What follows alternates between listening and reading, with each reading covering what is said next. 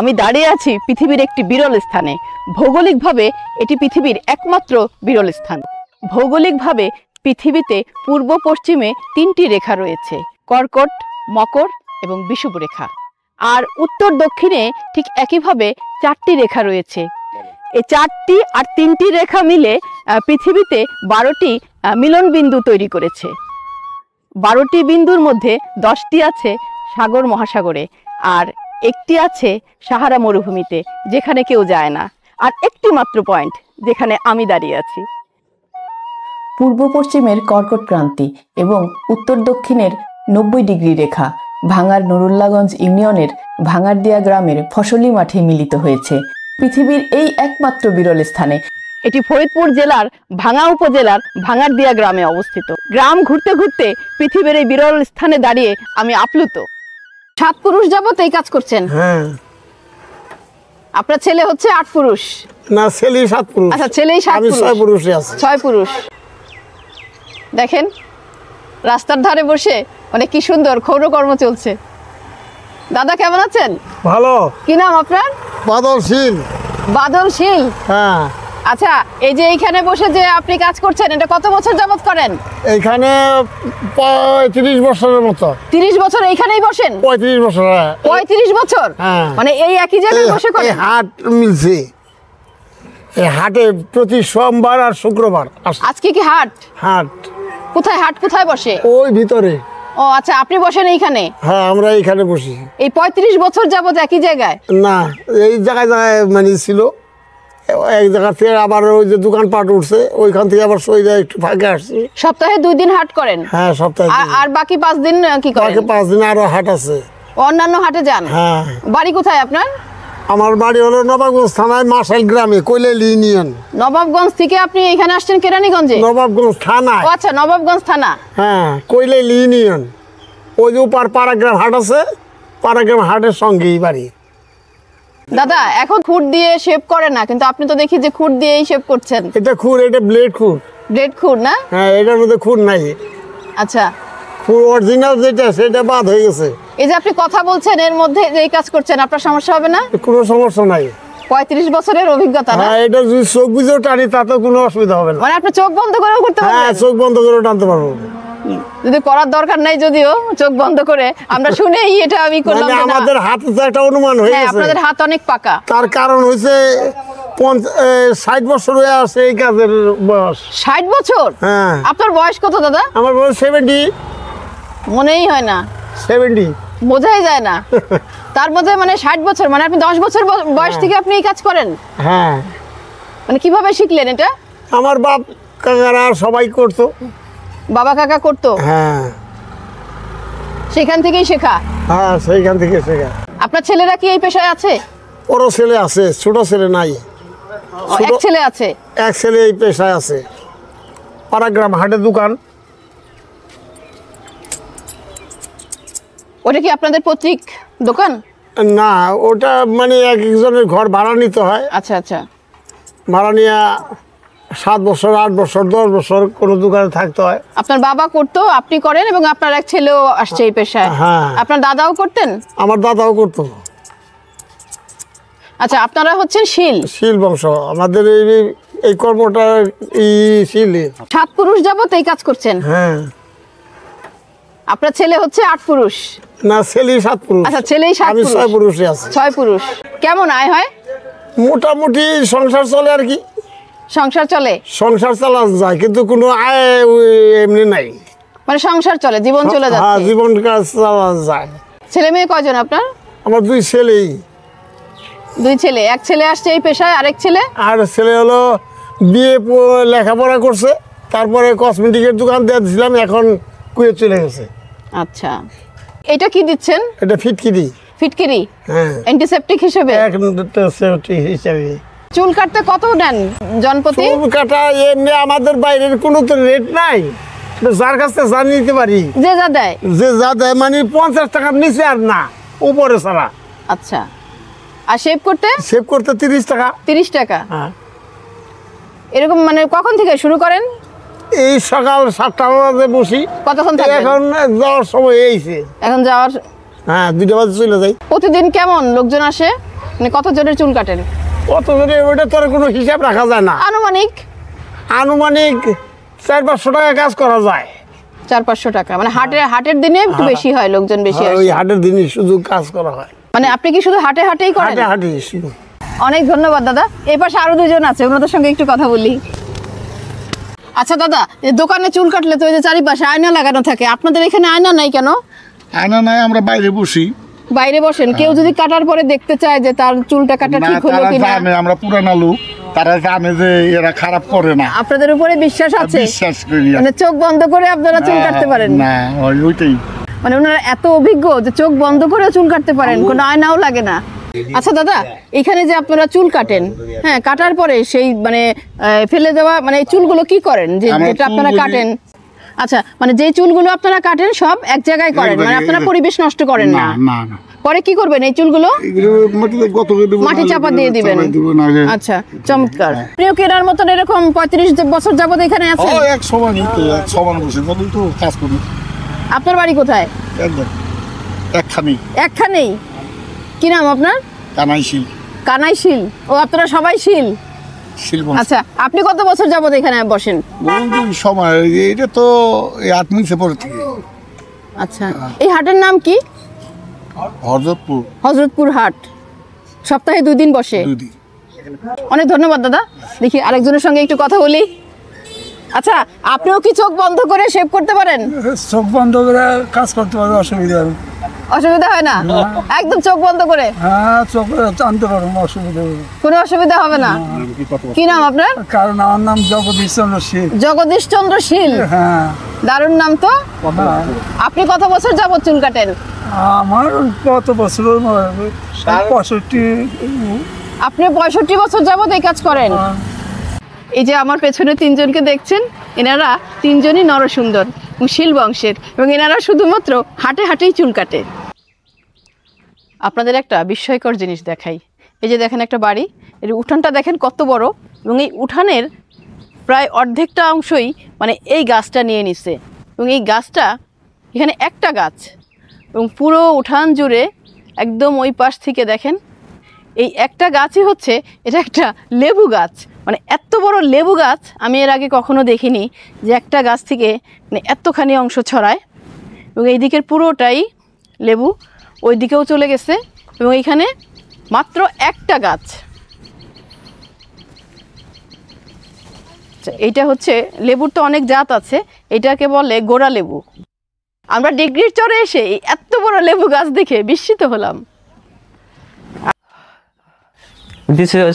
This is our bed for sitting and sleeping. This is keeping for gods. এবং সে চমৎকার ইংরেজি বলে। তো এত প্রতিকূলতার মধ্যেও সে পড়াশোনা চালিয়ে যাচ্ছে। Assalamu alaikum. I am Nazmul Sheikh. I live in this Sor. It means Sor means there is no word Sor. Actually, wilderness, some kind of wilderness.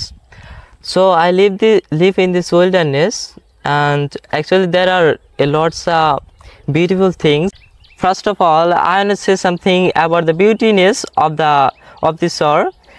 So the beautiness of the soil, there are lots of banana trees, there are lots of grasses, and actually there are many kinds of vegetables in this soil. We can eat in the morning, we can pluck in the evening, we can pluck in the morning. Okay, come, let's see my home.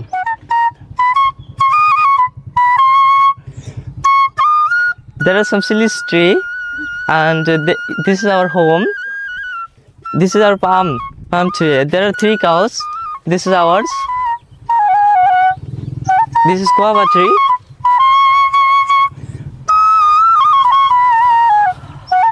There are some hen here.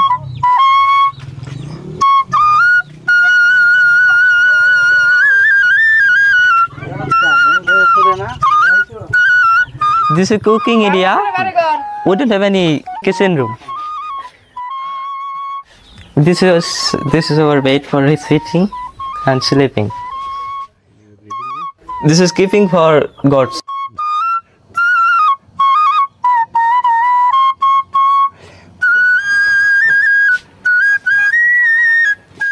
This is my reading table, and this is what I study here.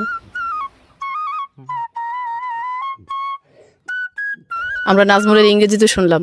আচ্ছা নাজমুল, এই যে আপনি এই চরের মধ্যে থেকে ইংরেজিটা কিভাবে শিখলেন? এ চরে একটা হাই স্কুল, নাম মোতালেব হোসেন হাই স্কুল এখনো, এবং ওখানে ল্যাঙ্গুয়েজ ক্লাব হইতো, ইংলিশ ল্যাঙ্গুয়েজ ক্লাব, ওখানে স্ট্রাকচার হইতো। সো আমি ওসব পড়তাম, ওসব ভালো মতো করতাম, ওখান থেকে শিখছি। আর রাজন্টু কলেজ FLTC ওই জায়গা থেকে, মানে ফরিদপুরে একটাই সেন্টার ওই জায়গায়, যে জায়গায় ইংরেজি শেখায়, আইএলস করায় এবং হয়তো বিভিন্ন কম্পিউটার শেখায়। সো ওই জায়গা থেকে ইংরেজি শিখছি, মানে দুই জায়গায় মিলে প্র্যাকটিস হয়ে গেছে আস্তে আস্তে ধীরে ধীরে। এখন আপনি কিসে পড়েন?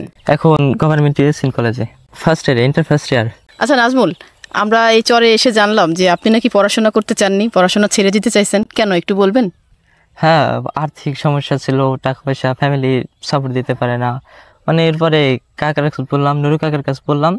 সো কাকা হেড স্যারের সাথে কথা বলতে বললাম, স্যারে বললো তুমি আসো, টাকা পয়সা লাগবে না। তো এমনিতে এই গেল। এই যে আমাদের সঙ্গে নুরুজ্জামান আছে। আচ্ছা নুরুজ্জামান, এই যে নাজমুলের ঘটনাটা একটু বলেন তো, ও কেন পড়াশোনা ছেড়ে দিতে চাইছিল? তখন ওর আর্থিক অবস্থা খারাপ ছিল, ওর টাকা পয়সা ছিল না, এই জন্য পড়তে চাই না। আমি তখন মোতালেব হোসেন হাই স্কুলের হেডমাস্টার, আমি বললাম যে স্যার, একটা ছেলে আছে আপনার স্কুলে পড়ে, ওর তো আর্থিক অবস্থা খারাপ, ওর তো বাড়িতে পড়াশোনা করাতে চাচ্ছে না, তাই এখন কি করা যায়? ওরে আসতে বলেন স্কুলে, যতটুকু সম্ভব আমি অতটুকু আপনার সাথে চেষ্টা করবো। বাবা নাই, বললো যে আমার বাবা নাই। তখন বললাম যে ঠিক আছে। তখন স্যার বললো যে ঠিক আছে, আসতে স্কুলে যত খরচ সব হেড স্যার বহন করছে, মানে SSC পর্যন্ত হেড স্যার বহন করছে। এখন ওর আর্থিক অবস্থা কেমন? এখনও আর্থিক অবস্থা খুব খারাপ। ওর বড় ভাইরা কোনো রকম দিয়ে চলতেছে। কলেজে আসে, অ্যাকচুয়ালি কি কলেজে পড়তে হলে তো অনেক টাকার দরকার, ব্যয়বহুল টাকা। এখনও মনে করেন ওর ও নিজে কর্ম করে তারপর লেখাপড়া করতে। আসা যাওয়ারও তো একটা ব্যাপার, যেহেতু ও চরে থাকে। ভাই সাইকেল কিনে দিছে, ওর আরও বড় ভাই আছে, ওরা সাপোর্ট দিতেছে। তারাও সবাই আর্থিক অবস্থায় খারাপ, এই জন্য তারপরে ওকে সাপোর্ট দিচ্ছে, সাপোর্ট দিচ্ছে, যেহেতু পড়াশোনায় ভালো। নাজমুল, আপনার SSC রেজাল্ট কি ছিল? A grade. A grade. এখন আপনার আর্থিক অবস্থা কেমন? অর্ধেক ফ্যামিলি থেকে বহন করতে চাই, আর অর্ধেক আমি মেনটেন করি। কিভাবে? As a labour. কি লেবারি করেন? কি লেবারি বলতে শুধু তেল কাটা, তেল আনা নেওয়া, এগুলাই। ভুট্টা ভাঙ্গা, ভুট্টা পত্তন। মানে আপনার অন্যের জমিতে এই যে ফসল কাটা হয় সেগুলো কেটে দেন এবং তাদের বাড়িতে পৌঁছায় দেন, এই ধরনের কাজ করেন, মানে অন্যের জমিতে কাজ করেন। আপনাদের নিজেদের জমি আছে? আছে, কম, কিন্তু ওই জমি নিয়ে ভেজালের জমি। ভেজাল।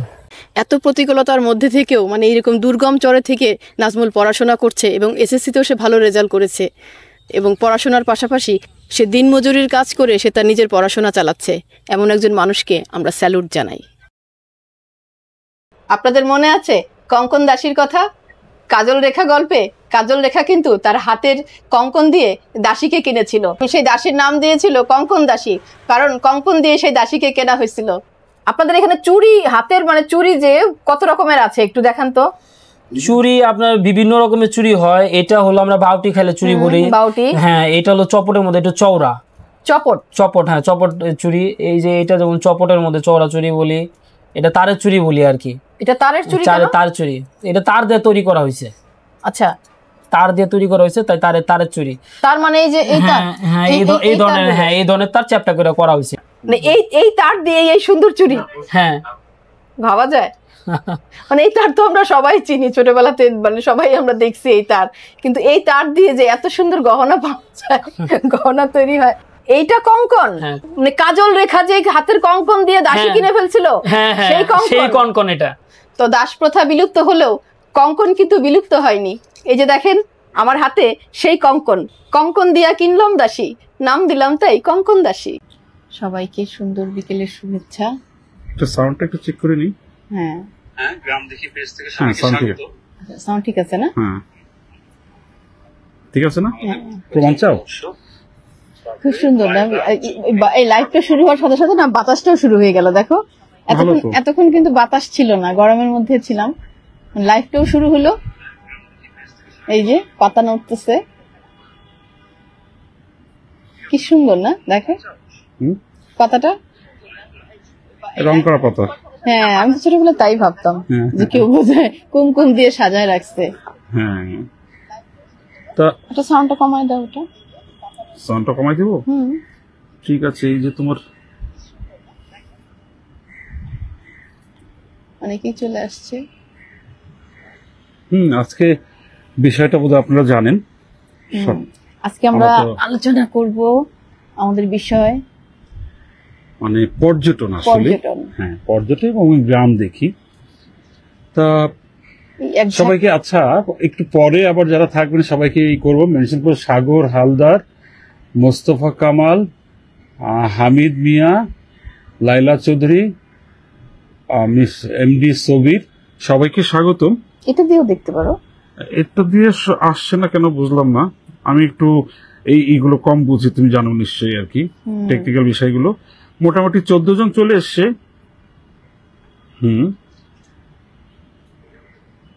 তা আমরা আজকে যে বিষয়টা বলতে চাচ্ছিলাম যে গ্রাম দেখি এবং আমাদের পর্যটন। আমরা কিন্তু পর্যটন বলতে ইন জেনারেল একটা ধারণা সবার মধ্যে ঢুকে গেছে যে আমরা বিভিন্ন স্পট আছে, মানে পর্যটকদের থাকার সুযোগ সুবিধা, বিভিন্ন যে সেবা দেওয়ার, মানে পর্যটকরা যা চায় ভালো মানের একটা হোটেল, খাবার, পরিচ্ছন্ন খাবার, হাইজেনিক খাবার, তারপরে দৃশ্য ভালো হতে হবে, এরকমও কিন্তু আমরা বলতে পারি। কক্সবাজার, সিলেট, সেন্ট মার্টিন, সুন্দরবন, এই স্পটগুলো নতুন নতুন স্পটও যোগ হচ্ছে। হাওর এখন একটা বিশাল পর্যটনের এরিয়া। পদ্মা ব্রিজ ঘোরা, ট্রলারে ঘোরা, সেটাও একটা পর্যটনের অংশ হয়ে গেছে। আবার সোশ্যাল মিডিয়ার কল্যাণে অনেকেই দেখা যাচ্ছে এই অমুক কক্সবাজার, অমুক বিচ আর কি, ঠিক আছে। যেমন কোথায় যেন মৈনট ঘাটকে কি বলা হয় যেন, ওইটা বলা হচ্ছে যে কক্সবাজার, ঠিক আছে। তারপরে মিনি কক্সবাজার, এরকম বলে মিনি কি সুন্দরবন। হ্যাঁ, আমরা চিলমারিতে তো আমরা ওটা পেলাম বাগেরহাটে, মিনি সুন্দরবন। কিন্তু এই গতানুগতিক পর্যটনের বাইরে কিন্তু আরো কিছু পর্যটন আছে। ধরেন একজন কনজিউমার, পর্যটক তো একজন কনজিউমার, সে ভোক্তা, সে টাকার বিনিময়ে ভোগ করছে। এর বাইরে কিন্তু অনেক ধরনের পর্যটন আছে আর কি। আর একটা কথা বলতে ভুলে গেলাম, মানে ঐতিহাসিক পর্যটন স্থানগুলো আর কি, যেমন বগুড়ার মহেস্থানগড়, তারপর কুমিল্লাতে আছে, কিংবা একটা মাজার, বাগেরহাটের পানাম সিটি আছে সোনারগাঁয়ে, ঐতিহাসিক পর্যটন এরিয়া। কিন্তু দেখেন যে পর্যটন মানে একজন পর্যটক কি আসলে, এই জ্ঞান দেওয়ার কোনো ধৃষ্টতা আমার নাই আসলে আমাদের, ঠিক আছে। আমরা আলোচনা করতে পারি, যেহেতু আমরা একটু ঘুরি। পর্যটনটা কি আসলে? আমরা কদিন আগে দেখেছিলাম যে পাহাড়ে একটা ভিডিও ভাইরাল হতো সোশ্যাল মিডিয়াতে, যে পাহাড়ে কিছু তরুণ মোটর বাইক নিয়ে যাচ্ছিল, একটা জুম ক্ষেত থেকে তারা কিছু ফসল তুলে ফেলেছে, এবং তারা ভিডিওটা যেভাবে করার চেষ্টা করলো, যে যারা ওই ক্ষেতের মালিক তারাও কয়েকটা তরুণ ছেলে দেখলাম ওই ভিডিওতে, তারা দাবি করছে 250 টাকা দেবার, আর ওরা বলছে আমরা যা ছিঁড়েছি এগুলো তো খাওয়ার যোগ্য না, মানে ফসল নষ্ট করছে, এর জন্য ওদের জরিমানা করা হয়েছে। জরিমানা না, এটাই ফসলের মূল্য। জরিমানা হলে তো আরো অনেক কিছু, 250 টাকা কোনো জরিমানা না। এই 250 টাকা দেওয়া নিয়ে খুব তর্ক হচ্ছিল। তা এই জায়গাটা আমি বলবো যে পর্যটনটা কি আসলে, ওই যে আমি একটা গ্রামে গেলাম, কিংবা ওই যে তুমি বলছিলে না শস্য ক্ষেত, হ্যাঁ শস্য কদিন পরে আপনার সরিষা ক্ষেতের একটা বিশাল পর্যটকের ঢল নামবে। আমরা কখনো কি এভাবে চিন্তা করতে পারি না যে ওই যে জুম ক্ষেতের যে ফসলটা নষ্ট করলাম, যে ছিললাম, ব্যক্তিগতভাবে আমি ওই কৃষক হলে কিন্তু আমি অনেক বড় একটা জরিমানা করতাম, ঠিক আছে। ওখানে জরিমানা 250 টাকা, তারা শুধু ফসলের মূল্যটা চেয়েছে। প্রথম অন্যায়টা হচ্ছে লোকাল মানুষকে রেসপেক্ট করতে হবে। যারা পর্যটক তাদের সবাইকে বলবো লোকাল মানুষকে রেসপেক্ট করতে হবে। তারপরে হচ্ছে তাদের কিছু নর্মস আছে, তাদের কিছু কালচার আছে, সেগুলোকে রেসপেক্ট করতে হবে, ঠিক আছে। তা ওখানে যারা ওই জুম চাষ থেকে আমরা কখনো কি একজন পর্যটক হিসেবে আমরা কি বুঝি ওই একটা জুমের ফসল ফলাতে একজন পাহাড়ি মানুষকে কতটা ঘাম ঝরাতে হয়েছে, এবং তার অনুমতি না নিয়ে আমি কেন তার ফসলটা চিরবো? এটা তো আর একটা অন্যায় কাজ হয়েছে আমি বলবো আর কি। তোমার কি মনে আছে আমরা একবার পদ্মার চরে গেলাম, সূর্যমুখী চাষ করছে চাষিরা, হ্যাঁ ওখানে দেখলাম কৃষক পাহারা দিচ্ছে, হ্যাঁ পাহারা দিচ্ছে, এবং তারা একসময় টিকিট ধার্য করলো, কারণ ওখানে লিখে রেখেছে, আমার মনে আছে শব্দটা এরকম ছিল যে কেউ ফুল ছিঁড়বেন না, কারণ ফুল ছিঁড়লে 500 টাকা জরিমানা করা হবে। দেখেন ওই 500 টাকা জরিমানা, এই যে মানে একটা ফসল বোনা থেকে শুরু করে ফসলটা ঘরে আনা পর্যন্ত, প্রসেস করা পর্যন্ত কৃষককে কত কাজ করতে হয়। একটা মানে আমরা পেয়েছিলাম কত বড় ফুল মনে আছে? এত বড় বড়, বিশাল বড়, প্রায় 1 থেকে 1.5 কেজি সূর্যমুখী বীজই হবে ফল থেকে। ফুল দেখতে তো কোনো সমস্যা নাই, বা ছবি তুলতেও কোনো আপত্তি নাই। আপত্তিটা তখনই যখন সে নষ্ট করে, তাই না, এবং গাছ সহ মানে এই করে ফেলে। আমার মনে আছে আমার জীবনে প্রথম আমি যখন সেন্ট মার্টিন যাই, আমি একটু পাগলামি করে ফেলেছিলাম। সেটা হচ্ছে যে সেন্ট মার্টিনে কিছু ওই বাংলাদেশে আসে সার্কভুক্ত কিছু আমি আর দেশটার নামও বলবো না, কিছু পর্যটক তারা কি করেছিল, আপনার ওই কোরাল পাথর নিয়ে এসেছিল। ঠিক আছে, আপনারা জানেন কি না, একটা কোরাল তো মানে প্রকৃতিগতভাবে এটার অনেক অবদান আছে। এই সাইজের, ধরেন এই সাইজের একটা প্রবাল, এভাবে একটু করে দেখাই, অসুবিধা নাই। এই সাইজের একটা প্রবাল মানে জন্ম নিতে, ওই ফরমেশনে আসতে তাকে কিন্তু 18 থেকে 20 বছর লেগে যায়। আর আমি মানুষ হিসেবে যদি সে 18 থেকে 20 বছরের একটা পরিশ্রমকে আমি যদি 1 খণ্ড প্রবাল আমার ঘরে একটু শোপিস হিসেবে সাজাবো, আমি যদি সেই প্রবালটা নিয়ে এসি, হয়তো একটা জীবন্ত প্রবাল, তাহলে কি হবে? একদিন তো সেন্ট মার্টিন খালি হয়ে যাবে। আমি পাগলামি করেছিলাম, ওই বিদেশিদের হাত থেকে আমি প্রবালগুলো জোর করে কেড়ে নিয়ে আমি সব সমুদ্রে ছুড়ে ফেলেছিলাম। হয়তো পাগলামি ছিল, কিংবা হয়তো ঠিক কাজ ছিল। আমারও কিন্তু ওই মানে ইয়েদের মতন, পর্যটকদের মতন একটু আছে। সেটা হচ্ছে আমি কোথাও গেলে এই গাছ পাইলে কিন্তু আমি কিন্তু চুরি করে আনি না, বা মানে না বলে মানে কোনো কিছু করি না, যাদের গাছ তাদের থেকে একটু চেয়ে আনি। হ্যাঁ, সাইফুল ইসলাম বাদশা একটা কথা বলছে, এখানে একটু সেই পড়ি আমি। সাইফুল ইসলাম বাদশা: আমি দুঃখের সাথে জানাচ্ছি, বাংলাদেশের পর্যটন এলাকাগুলোতে খাবারের দাম অত্যন্ত বেশি এবং অন্যান্য খরচ অনেক বেশি। এগুলো যদি ঠিক না করে তাহলে বাংলাদেশের পর্যটন আলোর মুখ দেখবে না। আমি মালয়েশিয়াতে আছি, এখানে লোকাল এরিয়াতে দ্রব্যমূল্যের যে দাম পর্যটক এলাকাগুলোতে ঠিক তাই, একই রকম দাম। হ্যাঁ, আপনি ঠিকই বলেছেন। আসলে ওই যে আমি বললাম না, যে কথাটা বলছিলাম আপনাকে, আমি বলি এভাবে, আমরা তো ঠিক করার কেউ না, আমরা আলোচনা করতে পারি, সমস্যা আমাদেরও করতে হয়। হ্যাঁ, সাইফুল ইসলাম বাদশা যে কথাটা বলছেন, হ্যাঁ মালয়েশিয়াতে ঠিক আছে, আপনি যেটা বলেছেন, আমরা না খুব দুঃখের সঙ্গে বলি কথাটা হচ্ছে যে আমরা না কারো ঘর পোড়া গেলে না আলু পোড়া দিয়ে খেতে পছন্দ করি। তার একটা ঘটনা দেখেন, যে ওই যে মাইলস্টোন কলেজের যে দুর্ঘটনাটা ঘটেছিল, ওখানে নাকি 1 লিটার পানির দাম 500 টাকা হয়ে গেছিল। ঠিক আছে, কিন্তু ঘটনাটা কিন্তু সত্যি। হ্যাঁ, তারপরে আপনার কক্সবাজারে একসময় কোনো একটা কারণে যোগাযোগ বিচ্ছিন্ন হয়ে গেছিল কক্সবাজার, ভাতের দাম না, তখন নাকি 1 প্লেট ভাত বিক্রি হয়েছে 300 টাকায়। ভাবা যায়? এই মানসিকতা, আমি বলবো এটা পর্যটক মানসিকতা না। পর্যটনের ক্ষেত্রে যারা সেবা দিচ্ছেন তাদেরকে পর্যটনের মানসিকতা ধারণ করতে হবে, যে কাউকে বিপদে ফেলে আমি করে ফেলবো তাকে। আমরা না সেই জাতি, যে জাতি হচ্ছে সোনার ডিমটা যে আমরা প্রতিদিন একটা করে ডিম নিয়ে খাবো, সেটা আমরা কল্পনা করি না। আমাদের এগুলি আলোচনা করতে হবে, জানতে হবে যে আমি সেই সোনার ডিম পাড়া হাঁস কেন আমি একদিনে জবাই করে খেয়ে ফেলবো, ঠিক না? আমাকে এই কালচারগুলো, পর্যটন কিন্তু শুধু একটা, কি বলবো, পর্যটন অনেকগুলো শব্দ জড়িত আছে। এটা যেমন একটা কালচার, একটা সংস্কৃতির অংশ। পর্যটন সেবা দিচ্ছে যারা, তাদেরকেও সচেতন হতে হবে, যারা সেবা নিচ্ছে তাদেরকেও সচেতন হতে হবে। তা আমরা আজকে কথা বলতে চাচ্ছিলাম মূলত গ্রামীণ পর্যটন নিয়ে। দেখেন, এই যে আমরা, তোমার মনে আছে না লেটুস পাতা নিয়ে? হ্যাঁ, লেটুস পাতা আমরা যে ক্ষেতটা দেখেছিলাম, ওখানে 2 ধরনের লেটুস পাতা ছিল। এক ধরনের পাতাটা চারপাশে এরকম, পাতার চারপাশে কোঁচকানো, একটা কম। হ্যাঁ, ওটা আমি জিজ্ঞেস করেছিলাম কৃষককে যে 2 ধরনের ফসল। আমরা যখন ধরেন ওই লেটুস পাতার ক্ষেতটা নিয়ে একটা ভিডিও করি, ওই লেটুস পাতার ক্ষেতটা দেখি, তখন কি আমরা পর্যটক না? কারণ আমরা হচ্ছে ওই শহরের একজন মানুষ যখন ওই ভিডিওটা দেখে জানবে যে এই কৃষক ফলিয়েছে, তখন কি হবে? আমি শহরে বসবাস করি, আমি যখন আমার টেবিলে কিংবা একটা বার্গারের সঙ্গে লেটুস পাতাটা খাবো, আমার কিন্তু মনে তখন ওই কৃষকের মুখটা ভাসবে যে উনি এত কষ্ট করে এই ফসলটা ফলিয়েছে। ওনার প্রতি আমার তখন একটা ভেতর থেকে একটা কৃতজ্ঞতা বোধ আসবে, হ্যাঁ, শ্রদ্ধা আসবে, ভালোবাসাও আসবে, এবং কৃষকের শান্তিটাও কিন্তু ওখানে। ঠিক আছে, আমরা যে এই আত্মিক মানে সম্মান বোধগুলো বিনিময় আমরা মন থেকে করলেই কিন্তু কোনো না কোনোভাবে সেখানে মন থেকে পৌঁছে যাবে। হয়তো কোনো একটা ম্যাগনেটিক কি আছে, কিংবা এটা আমি আশা করতে পারি। ঠিক আছে, অন্তত নিজের মনটা তো ভালো হবে আমার, এটাই হচ্ছে একটা বড় পাওয়া। তারপরে ধরেন যে আমরা যখন বলি আর কি, আবার দেখেন পর্যটনের একটা কিন্তু কথা আছে, মানবিক পর্যটন। ঠিক আছে, মানবিক পর্যটন কিংবা মানব পর্যটন যেভাবেই বলি, এই যে আমরা যখন আপনি জানেন না, আপনার ঐতিহাসিক এবং একই সঙ্গে বিতর্কিত একটা চরিত্র হচ্ছে বাসন্তী। আমরা ওই বিতর্ক কখনোই না, আমরা শুধু প্রতিবেদনটা তুলে ধরেছি। দুঃখিত, আমি কি এক বেশি কথা বলছি, কাশি তুলে না।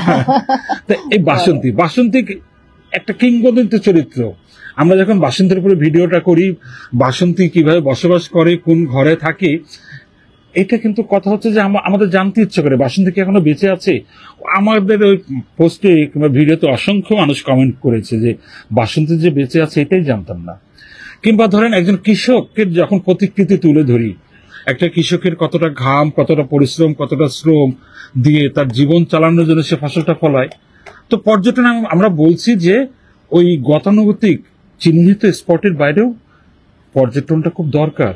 এই যে আমরা গাজীপুরে গিয়ে যখন বলি যে সঠিক গাছ, আমরা নিজেরাও চিনতাম না, গবেষণা করলাম, লোকাল একজন বললো, তারপরে বাজনা, হ্যাঁ বাজনা শোন না, সঠিক গাছ নিয়ে বলি। দেখেন এই সঠিক গাছের হচ্ছে আমাদের বলা যায় লোকাল বার্লি, হলুদের মতো দেখতে, ফুলটাও হয় হলুদের মতো, কিন্তু হলুদ থেকে আরো অনেক সুন্দর ফুল হয়, মানে বেগুনি সাদা মিশেল একটা চমৎকার ফুল হয়।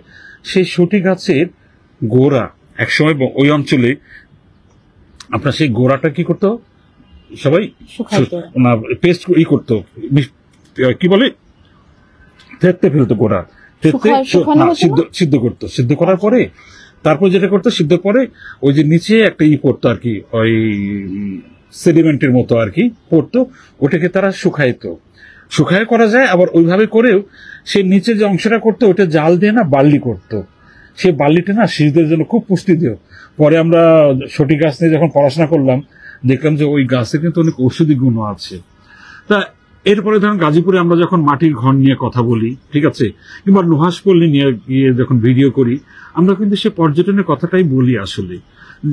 এবং আমরা কিন্তু মাঝে মাঝে বিশেষ করে আমাদের বন্ধু বান্ধব পরিচিত জনের কাছ থেকে অনেক ফোন পাই যে আপনাদের পেজটা আমাদের খুব ভালো লাগছে, চালাই যান এটা। এবং অনেকেই তো কমেন্টস করেন, বিশেষ করে যারা দেশে এবং প্রবাসে থাকেন, যে তারা দেশটাকে দেখতে পারে। তা আমার আলোচনার বিষয়টা হচ্ছে যে এখন ধরেন যে এই পর্যটনকে আমরা সুসংগঠিত অবস্থায় নিয়ে আসতে পারি না, নাকি পারি? এই কথাটা বলে আমি আবার একটু কি কমেন্টস করতে চলে যাবো। আমরা যখন গহনার ইয়েতে গেলাম, গহনা পল্লীতে গেলাম, ওটার সঙ্গে পর্যটনের সঙ্গে তো বিজনেস আছে আর কি। আমরা যে এদের সঙ্গে যারা যে গহনা শিল্পী তাদের সঙ্গে কথা বলি, তাদের কথা জানি, তাদের কথাগুলো আমি যে বিষয়টা বলতে চাচ্ছিলাম যে এই যে দেখো যে পর্যটন, এই যে সবাই গিয়ে কক্সবাজার গিয়ে কিংবা সেন্ট মার্টিন গিয়ে থাকা খাবার একটা সেবা পাচ্ছে, আমাদের গ্রাম কি হতে পারে না? হ্যাঁ হতে পারে, গ্রাম হতে পারে। গ্রামে দুই ধরনের পর্যটন ডেভেলপ করতে পারে। একটা হচ্ছে আপনার দিনে গিয়ে দিনে ফিরে আসলেন, আর একটা ব্যাপার হচ্ছে আমি সেটা হচ্ছে আপনার ভারতে দেখেছিলাম, রাজস্থানে তারা কিন্তু যেটা করেছে যে তাদের কালচারাল যে রাজস্থানের যে লোকাল পিপলের যে কালচারটা আছে, যে গ্রামটাতে হচ্ছে, গ্রামটা না সংরক্ষণ করেছে। কেন সংরক্ষণ করেছে? গেলে তাদের গান শোনায়, তাদের খাবার খেতে দেয়। এইরকম কিন্তু আমরাও পারি বাংলাদেশের কোন একটা গ্রামকে, কিংবা কোন একটা ব্যক্তি উদ্যোগে হতে পারে, পুরো গ্রামটা যে অবস্থায় আছে। এখন তো আমারও তো খুব ইচ্ছে করে, সে 90 দশকে আমি যে গ্রাম বাংলা দেখেছি, আমিও ছোটবেলায় অনেক ত্রাণের কাজ করেছি একসময়, আমি ইউথ রেড ক্রিসেন্ট হিসেবে। তখন গ্রামে গ্রামে আমি যে ঘরগুলো দেখেছি, নিচে মাটির লেপা ঘর, উপরে আপনার পাটখড়ি দেয়া কিংবা বাঁশের থেকে চটা বের করে ঘর দেয়া, এই ঘরগুলো আমি দেখেছি। আমার খুব হয় যে এখন আমি গ্রামে কেন গিয়ে দেখবো না। সেই ঘরের তো একটা নৃতাত্ত্বিক এবং ঐতিহাসিক দুটো ভ্যালু কিন্তু ছিল। আমরা সেই ঘরগুলো আজকে নেই, আমাদের সময়ের পরিবর্তনে। আমরা কি এরকম একটা 90 দশকের একটা গ্রাম সংরক্ষণ করতে পারতাম, আমরা দেখাতে পারতাম। আর এই যে পর্যটন, এটা তো শিশুদের জন্য, বিশেষ করে যারা নতুন প্রজন্ম, তাদেরও তো একটা শিক্ষার জায়গা, যে তাদের খাবারটা কোথা থেকে আসছে, তাদের পূর্বপুরুষ কেমন ছিল। তা এইভাবে না একটা প্রাতিষ্ঠানিক রূপও দেওয়া যায় পর্যটনের আর কি। তো সেটা হলো। আমরা এখন একটু কি কমেন্টস গুলো চলে যাই, তারপরে শেষে একটু কথা বলবো। আসসালামু আলাইকুম ভাইয়া আপু, ধন্যবাদ। আর সালমান হৃদয়, গাইবান্ধা আসার জন্য আপনাদেরকে অনুরোধ করছি। মনোয়ার হোসেন, এই গাইবান্ধা তো আমাদের আর এক বন্ধু আছে। গাইবান্ধাতে আমাদের যাওয়া হয়নি, গাইবান্ধায় যাবো। না নাই, কিন্তু ওই যে মনোয়ার যে আমাদের নিয়ে গেছিল বাসন্তীর বাড়িতে, ওর বাড়ি তো গাইবান্ধা। মনোয়ার এখন গাইবান্ধায় আছে। তোর বাড়ি তো আর গাইবান্ধা না? গাইবান্ধা। গাইবান্ধা, হ্যাঁ। এই যে একদিন কথা কমেন্টস করেছে AHN মনোয়ার হোসেন, মানে এর নাম হচ্ছে মনোয়ার। গাইবান্ধার আসার জন্য আপনাদেরকে অনুরোধ জানাচ্ছি। এরকম অনুরোধ পেলে না মন ভরে যায়, খুবই মন ভরে যায়। আমরা আসবো, আমরা কৃতজ্ঞ, আমরা আসবো। আমরা আমাদের ইচ্ছে আছে বাংলাদেশের সব জায়গায় একটু একটু করে এক্সপ্লোর করব। আমরা পুরো বাংলাদেশটাই দেখতে চাই, শুধু বাংলাদেশ না। এই যে মানবিক পর্যটকের কথা বলছিলাম, তেঁতুলিয়াতে দেখেন আমরা এমন কিছু মানুষ পেয়েছি। এক জায়গায় এত ভালো মানুষ খুব কম পাওয়া যায় আর কি। আমাদের মনে হয় যে তেঁতুলিয়ায় আমরা আবার যাব। কাঞ্চনজঙ্ঘা আমার দুবার গিয়ে দেখতে পাই না। জিনিস কি, মানে কোন জায়গায় তুমি যাবা, সেই জায়গাটা তোমার মনে থাকবে কিনা ভালো লাগবে, এটা কিন্তু নির্ভর করে অনেকটা ওই জায়গার মানুষগুলোর উপরে, ব্যবহারের উপরে। একটা জায়গা যতই সুন্দর থাকুক, কিন্তু ওইখানকার ভ্যানওয়ালা, দোকানদারওয়ালা আপনার সঙ্গে খারাপ আচরণ করছে, আপনার পরবর্তীতে আর যেতে ইচ্ছে করবে না, তাই না? এই যে আরেকটা কথা বলি, দেখেন আবার যেতে ইচ্ছে করে, আবার ছুটে যেতে ইচ্ছে করে। আবার টেকনাফের যদি কথা বলি, ওই যে একজন আমাদের বলছিলেন বিশেষ করে কক্সবাজারের খাবারের দাম অনেক উল্টোপাল্টা। তারপর আজকে তুমি যে নিউজটা বললা, কোনটা? ওই যে কি পাহাড়ের, যে পাহাড়ে আমরা যাইনি, এটা ভয়ঙ্কর একটা তথ্য। আচ্ছা, আমি যে বিষয়টা আসতেছিলাম, যে প্রসঙ্গে কথা বলছিলাম, তোমার ওই তেঁতুলিয়াতে আমরা এরকম মানুষগুলো পেলাম। আবার ধরেন টেকনাফে গিয়ে মানে মাছের মধ্যে আজকে দিয়ে রেখেছে, ঠিক আছে। ওটা বলার পরে মানে রেস্টুরেন্টের ম্যানেজার কাম মালিক বোধহয় উনি বললেন যে তাতে কি হয়েছে, ঠিক আছে। মানে ওখানে গিয়ে না ওই বিহেভটা মানে পাইনি আসলে। অনেক কাস্টমার পায়, সেবাটা দিতে চায় না। না, এটা আমি পরে আলাপ করেছি। আমাকে যেটা বলেছে, একসময় কক্সবাজারের এরকম ছিল, মানে তারা হচ্ছে অতিথিকে যে সেবা দেয়া, সে ব্যাপারটা তাদের কালচারের মধ্যেই ছিল না। কক্সবাজার যেহেতু অনেক পর্যটক গিয়ে আজকে পর্যটক ডেভেলপ করেছে, আশা করছি আগামীতেও টেকনাফ ডেভেলপ করে যাবে। তবে হ্যাঁ, সবার উদ্দেশ্যে একটা কথা বলি, আমরা কিন্তু টেকনাফে পাহাড় দেখতে চেয়েছিলাম। পাহাড়ের ভিতরে যে পাহাড়গুলো আপনি ভিডিও করেছিলাম যে আমরা ভিতরে যাবো, পাহাড়ের নামগুলো খুব সুন্দর সুন্দর ছিল না? মনে আছে তোমার? ঘোড়া পাহাড়, খাম্বা পাহাড়, হলিউড পাহাড়। ওগুলো আবার হলিউড পাহাড়ের লোকাল নামও আছে। তা আমরা যেটা হচ্ছে এরকম পাহাড়ের মানে একদম পাদদেশে চলে গেছিলাম। ওখানে একটা এলাকার নাম আছে নোয়াখালী পাড়া। জিজ্ঞেস করেছিলাম যে এটার নাম নোয়াখালী কেন, বলছে ঝর্ণা ছিল না ওখানে। হ্যাঁ, ঝর্ণা দেখতে চেয়েছিলাম, মানে সোর্সটা যেখানে ছিল। যদিও তখন শুকনো মৌসুম ছিল, এই গত ঈদের সময়। পথে আমাদের লোকরা বাধা দিচ্ছে না, আমাদের কিন্তু লোকরা বলেছে যে আপনারা যাবেন না। সবাইকে বলে রাখি, বিশেষ করে টেকনাফ যারা এখন ঘুরতে যাবেন, পাহাড়ি এলাকাগুলোতে যাবেন না। কারণ ওই শরণার্থীর যে সমস্যাটা তৈরি হওয়ার পরে একটা গ্রুপ দাঁড়িয়ে গেছে, যারা পাহাড়ের ভিতরে দুর্গম এলাকাগুলোতে থাকে, তারা নাকি এখন শহরের এক শ্রেণীর লোক আছে, তারাও নাকি কোনোভাবে ধরে নিয়ে ওদের কাছে বিক্রি করে।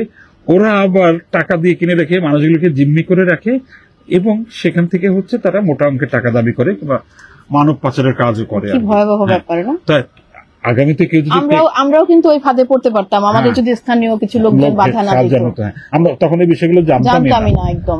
তা বলবো যে কেউ যদি টেকনাফ ভ্রমণে যান, ওই বাংলাদেশটা তো মানে যেটা হয়ে গেছে, খুব সুযোগ সুবিধা নেওয়ার চেষ্টা করছে সব মানুষগুলো, যে যেমনে পারে। একটু সতর্ক থাকবেন কেউ নির্জন এলাকায় গেলে, এরকম অপরিচিত এলাকায় গেলে, ঠিক আছে। আর সবচেয়ে ভালো হয়, আমি খুব বলবো যে পাহাড়ে যারা যাচ্ছে, ওখানে গাইডের ভাড়া নিয়ে অনেকে অনেক কথা বলছে। আমি বলবো যে দেখেন, গাইডের ভাড়া আপনার গাইড নেন সঙ্গে।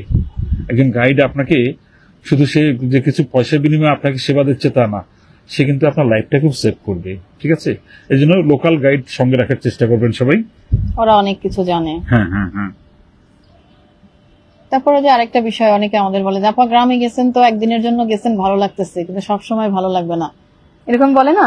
তারপরে গ্রামের লোক, এরকম কয়েকজনই বলছে যে গ্রামের লোক এরা অনেক জটিল হয়, অনেক কুটিল হয়।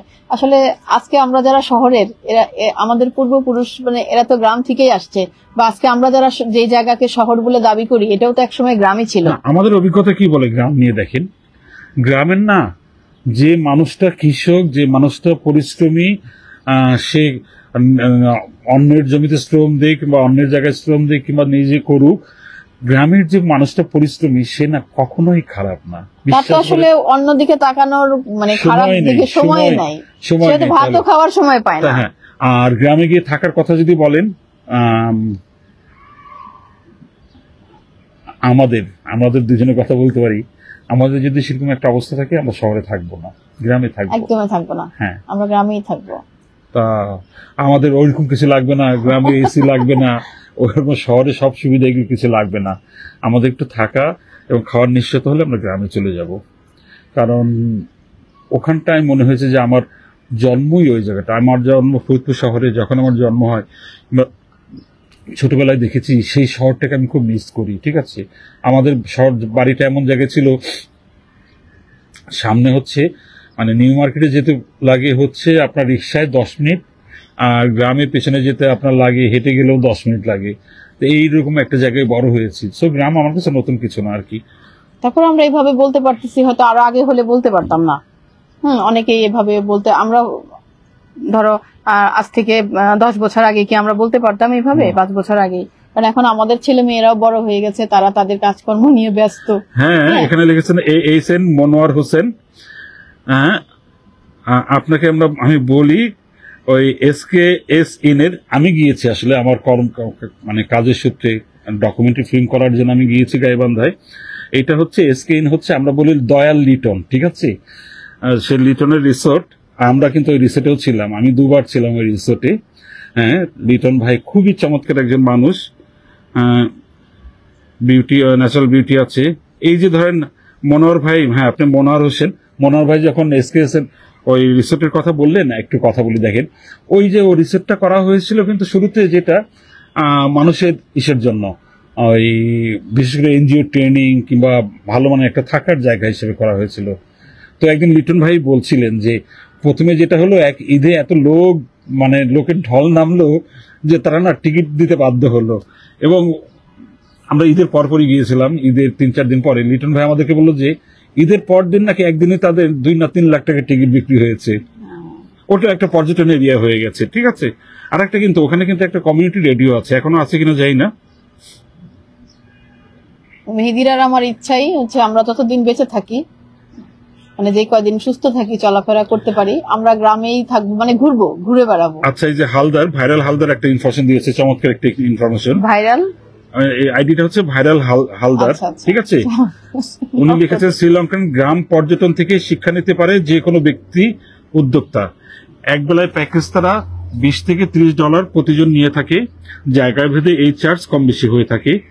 গ্রাম পর্যটন, গ্রাম পর্যন্ত যাওয়া আসা, খাবার, গ্রামের বিশেষত্ব দেখানো সব এই প্যাকেজের ভিতরে, সাথে গাইড থাকে। এখানে নাই যে হালদার আপনার এসে থেকে আমি একটা চমৎকার মানে কি বলবো আইডিয়া মানে ইম্প্রোভাইজ করতে চাই। সেটা হচ্ছে যে দেখেন, আমরা কিন্তু পারি এই শহরে, ঠিক না? এবং আমাদের পরিচিত একজন আছেন, মুজিব ভাই বলে একজন আছেন, উনি মাঝে মাঝে, ওনার বাড়ি বিক্রমপুরের, উনি মাঝে মাঝে ঢাকার থেকে একটা গ্রুপ নিয়ে এরকম একদিনের জন্য গ্রামে চলে যায়। একটা বড় ওই যে mini bus, AC mini bus সহ, মুজিব রহমান, উনি মাঝে মাঝে চলে যান। এরকম কিন্তু করতে পারেন। আমরা যে কোনো, বিশেষ করে যারা ট্যুর বিজনেস করতে চান, একজন গাইড নিয়ে এরকম নিয়ে ঢাকা শহর থেকে, ঢাকা শহরের আশপাশে কিন্তু আপনারা সাইট সিন গুলো করতে পারেন। খুবই চমৎকার একটা উদ্যোগ হতে পারে আর কি। মানে পর্যটন তো শুধু ওই যে দূরেই 3-4 দিন ছুটি পাই না, হয় না। আমরা মনে আছে তোমার ওই আরিয়াল বিলে ঘুরতে গিয়ে ওই কি যেন যে বড় কুমড়া, ওই যে গাদিঘাট না, ওই এলাকায় পেয়েছিলাম কয়েকজন শহরের পর্যটক, তারা বোধহয় কোনো কলেজের টিচার, ছবি তুলছিল। ওনাদের সঙ্গে কথা হলো, ওনারা বললেন যে ওনারা ছুটির দিনগুলোতে বিল দেখতে আসছে। হ্যাঁ, ওনারা আরিয়াল বিল দেখতে গেছে, বাচ্চাদেরকে নিয়ে আসছে। ছুটির দিনগুলোতে তারা বেরোয় পড়ে। এবং আপনাদের আর একটা গল্প বলি, একটা ঘটনা বলি আর কি। একজন বাংলাদেশের বিখ্যাত গায়িকা, এখন নামটা নাই বলি, বিখ্যাত গায়িকা, ওর মা ছিলেন, জায়গাটা বলি, মাগুরা গার্লস কলেজের টিচার, হেডমিস্ট্রেস। তাই ওই মা কি করতেন, মাঝে মাঝে তার ইচ্ছে হলো কখনো বাচ্চাদের হাত ধরে সে সন্ধ্যায় গ্রামে চলে গেল, পূর্ণিমার রাত। কোন একটা কৃষকের বাড়ি থেকে উঠলো, গল্প করলো, আমরা আজকে আপনাদের বাড়িতে থাকবো, আমরা আজকে সারা রাত পূর্ণিমা দেখবো।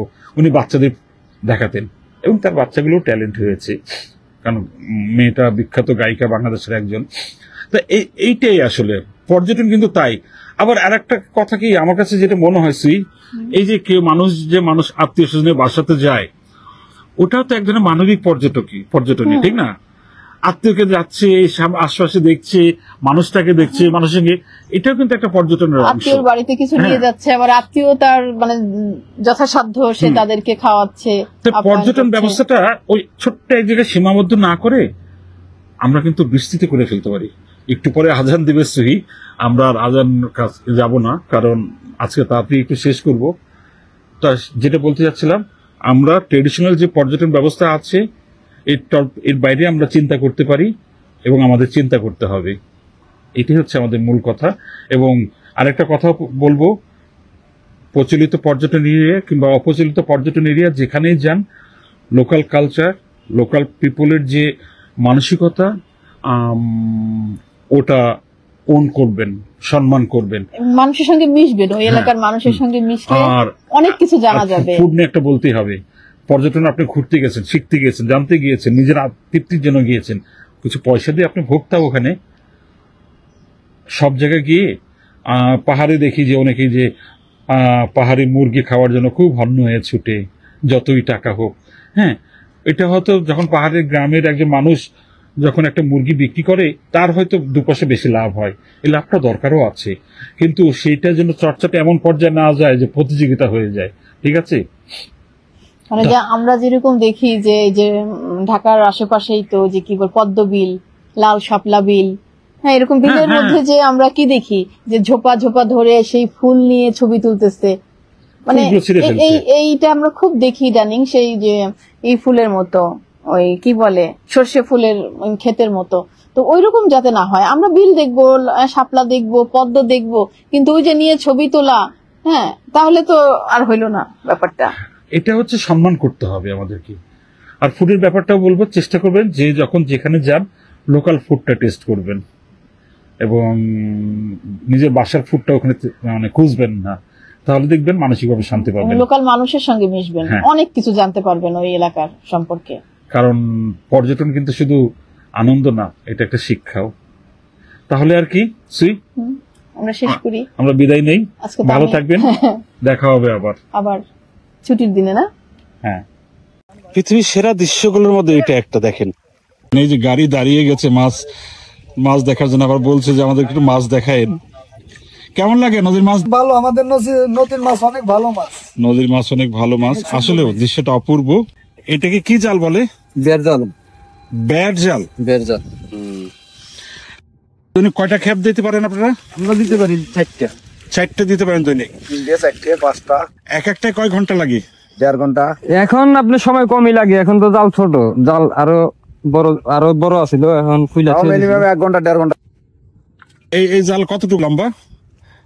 লম্বা আছে হইলো আপনার 400 হাত লম্বা হইব। 400 হাত লম্বা? কিন্তু আরো বেশি মনে হচ্ছে না?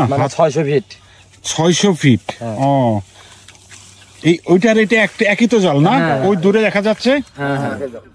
কোমর এবং হাতের টানে নিয়ে আসে, আবার ওই যে একজন বাঁধছে দড়ি, এই যে দেখেন দড়িটা বাঁধলো, কোমর, হাত, পা, মানে শরীরের সমস্ত প্রেশারটা এখানে আরোপ করা হয়। মানে কাজটা অনেক কষ্টের ভাই, কষ্টের জীবন, পরিশ্রমের কাজ, সব কাজে পরিশ্রম, কিন্তু এটা একটু বেশি, মাটি কাটার থেকেও পরিশ্রম বেশি। মাটি কাটার থেকেও পরিশ্রম বেশি। কি মাছ ওঠে এখানে? কাজলি, সাপিলা, কাজলি মাছ ওঠে বেশি এখন, কাজলি না? হ্যাঁ। আপনার কি সারা বছর মাছ মারেন? না 6 মাস না, এখানে 6 মাস। আপনার পানি আনসিজনে পানি নষ্ট হয়ে যায়, পচে যায়। ও, 6 মাস। এরপরে বাকি 6 মাস কি করবেন? তখন একজন কাজ করে। আপনারা কি কেউ মাছ বিক্রি করে, কেউ মনে করেন অন্য কাজ করে। ওই 6 মাস এক জায়গায় থাকেন? হ্যাঁ। এই টিমের লিডার কে? লিডার ওই সে লিডার কেন? তার সব হলো জাল নৌকা, তার সব। আমরা এই দলের লিডারকে পেয়ে গেছি। কোথায় থেকে আইছেন ভাই? ঢাকা থেকে। কি নাম আপনার? মোহাম্মদ নাসির। মোহাম্মদ নাসির। এই জাল কার, নৌকা কার? আমার। এই জন্যই আপনি লিডার। আপনার দলে কয়জন আছে? 16 জন। আজকে কয়টা ক্ষেপ চলতেছে এটা দিয়ে? 2টা। 2টা। আর কয়টা দিবেন আজকে? আর 3টা। কোথায় দিবেন? এই জায়গায়। কতক্ষণ বেজে যাবে 3টাতে যেতে? 5টা বাজবে। 5টা। বেরিয়েছেন কয়টায়? বেরিয়েছি 7টায়। 7টা থেকে 1টা না 5টা, দুপুরে শুধু খাবার বিশ্রাম না? 1 ঘন্টা খাবার রেট। মাছ কি টাটকাই বিক্রি করে দেন? নগদে। একদম নগদে? কোথায়, কিভাবে? বাজারে, মানে ধরে বাজারে পাঠায় দেন? প্রিয় দর্শক, আপনাদের বলি, কেউ যদি নদী টাটকা তাজা মাছ খেতে চান তাহলে এরকম, এটা কি জাল বলেন আপনার? টানা জাল, ব্যাট জাল। এই ব্যাট জালে এখানে চলে আসতে পারেন। এখানে কয়টা ব্যাট জাল আছে এই নদীতে? এইখানে আছে অনেক, কিন্তু আমারটা হইলো এই যে ট্যানারি 1 নম্বর গেটে। ট্যানারি 1 নম্বর গেটে। মোহাম্মদ নাসির ভাইকে খুঁজে পাবেন এখানে। কেউ যদি টাটকা মাছ খেতে চান নিয়ে যাবেন এখান থেকে, একদম ব্যাট জাল থেকে তোলা হবে, সঙ্গে সঙ্গে আপনি নিয়ে যেতে পারবেন। ওখানে মাছের ভাগিদার চলে আসছে, দেখেন জালের উপরে বসে আছে কয়েকটা বক। বক মূলত বসে আছে মাছ খাওয়ার জন্য।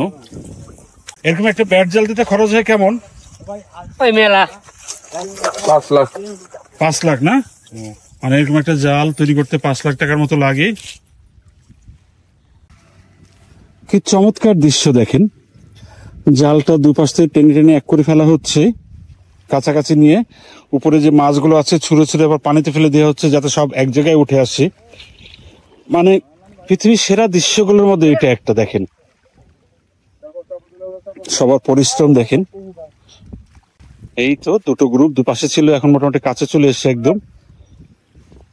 আমরা আর একটু পরে দেখতে পারবো কি মাছ, কিছু মাছের লাফালাফি।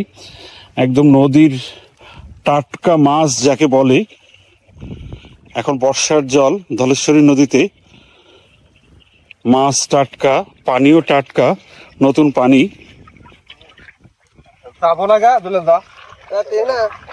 আর ওই যে দুজন দাঁড়িয়ে আছে ওখানে, যাতে জালটা ফাঁক না হয়ে যায়, মাছ যাতে বেরিয়ে নেওয়া যায়, মোটামুটি হাত দিয়ে পা দিয়ে মাছ আটকে রাখা হয়েছে।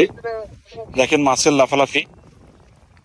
আমরা আর একটু পরেই দেখতে পারবো জাল গুটিয়ে ফেলা হয়েছে মোটামুটি। আমরা হচ্ছে এখন সিংগাইর উপজেলার ধলেশ্বরী নদীর পাড়ে।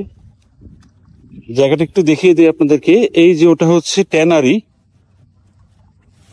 হাজারীবাগ থেকে ট্যানারি যে নিয়ে আসা হলো, ও পাশে হচ্ছে ট্যানারি, ধলেশ্বরী নদী।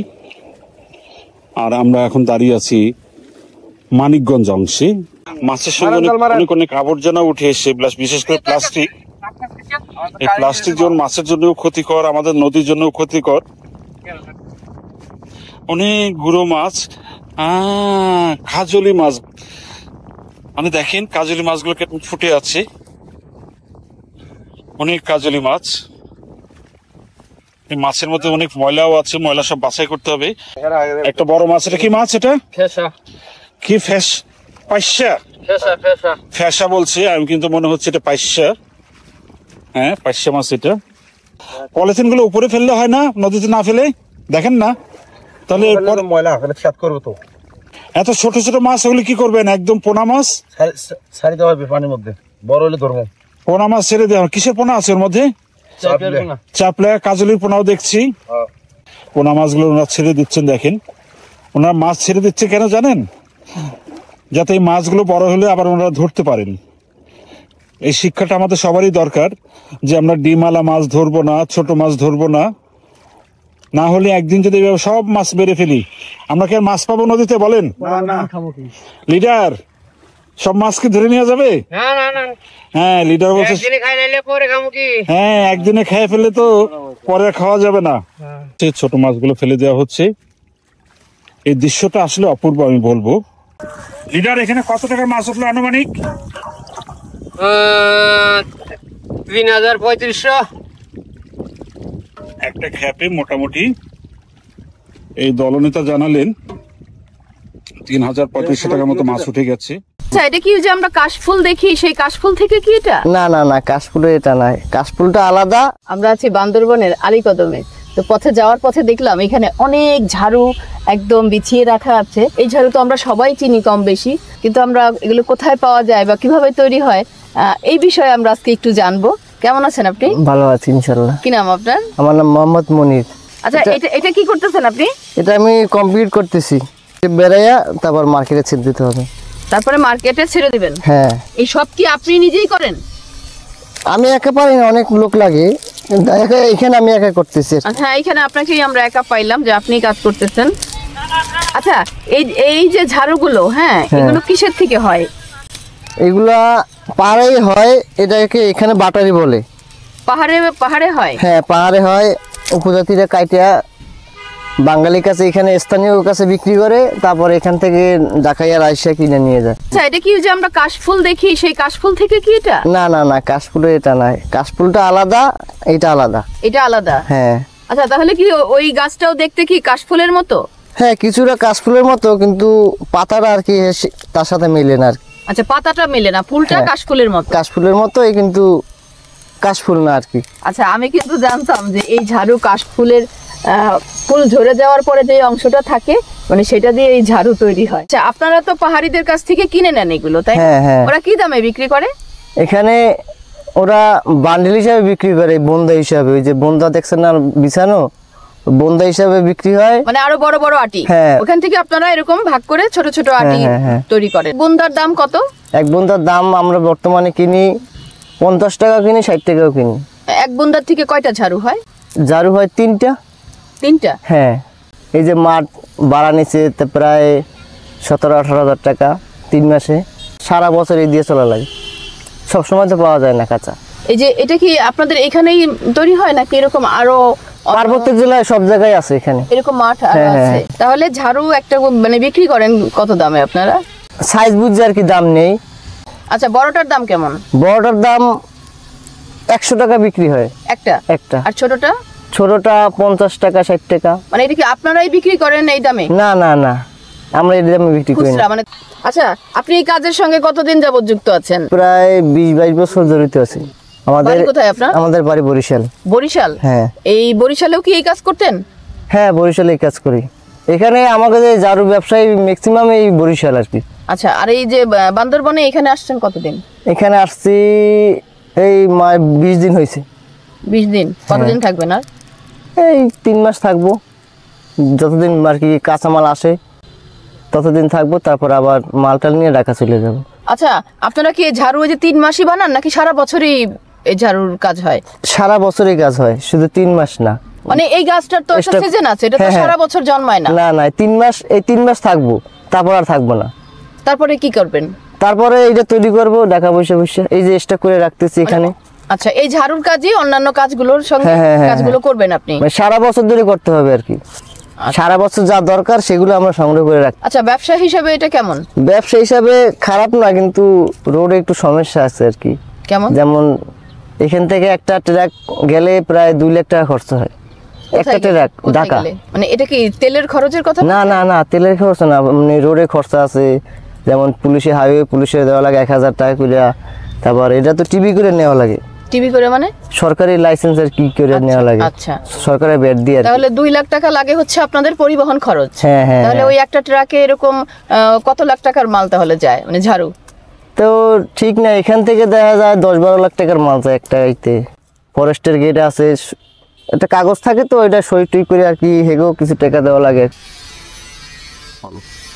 আর এটা জেনেও খারাপ লাগলো যে পণ্য পরিবহনে যদি পথে পথে এত টাকা খরচ হয়ে যায়, তাহলে সেই টাকা কিন্তু এই ঝাড়ু কিনে আমাদেরই পরিশোধ করতে হবে। এই পাতা দিয়ে টাকা বানিয়েছি। ওগুলো টাকা? ওরে বাবা, অনেক টাকা তো। টাকা দিয়ে কি করবা?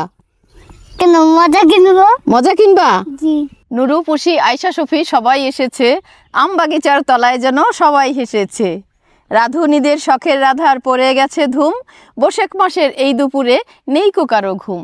এই কবিতা তো আমরা সবাই পড়েছি, আজকে দেখবো এই কবিতার বাস্তব রূপ। এখানে অনেকগুলো বাড়ি আছে, আমরা একটু ঘুরে ঘুরে সবগুলো বাড়ি দেখি, চলেন।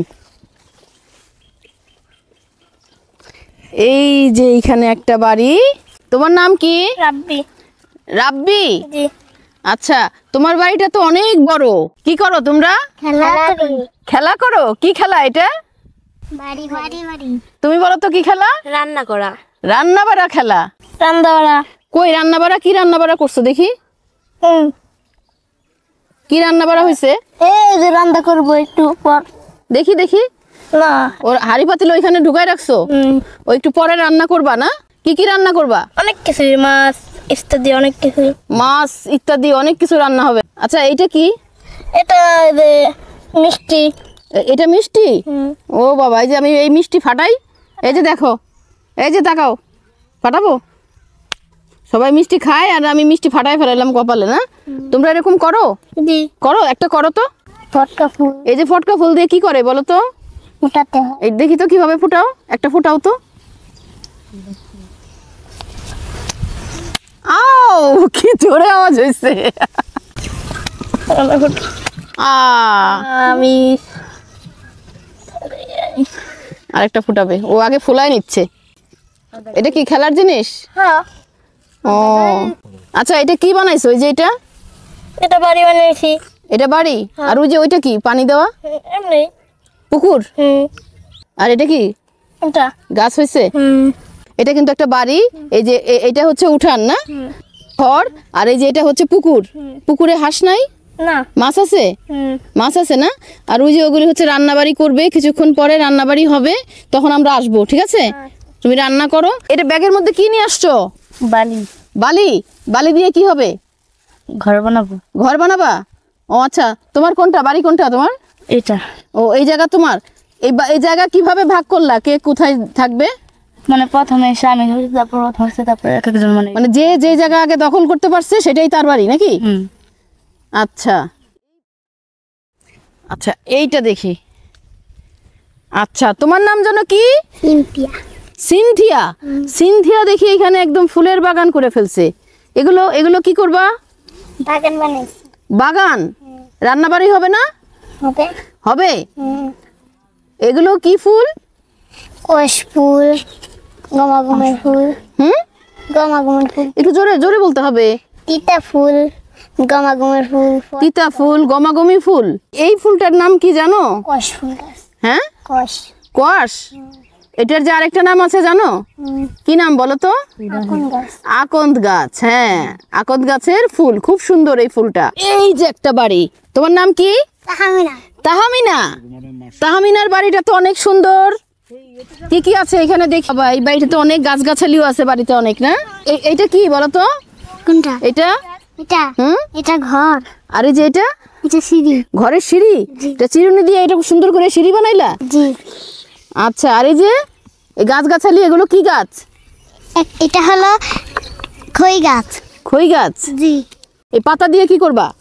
এই পাতা? এই পাতা দিয়ে টাকা বানিয়েছি। ওগুলো টাকা? ওরে বাবা, অনেক টাকা তো। টাকা দিয়ে কি করবা? কেন, মজা কিনবো। মজা কিনবা? জি।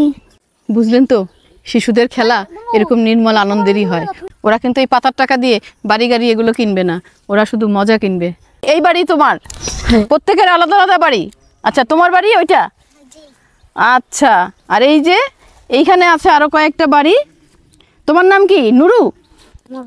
হ্যাঁ, ওমর ফারুক। ওমর ফারুক। ওদের এই খেলা দেখে আমারও ছোটবেলার কথা মনে পড়ে গেল। আমিও এরকম খেলতাম, সকাল থেকে সন্ধ্যা পর্যন্ত খেলতাম, টেরই পেতাম না কখন সন্ধ্যা হয়ে গেছে। টের পেতাম তখনই যখন মা ধরে পিটুনি দিত।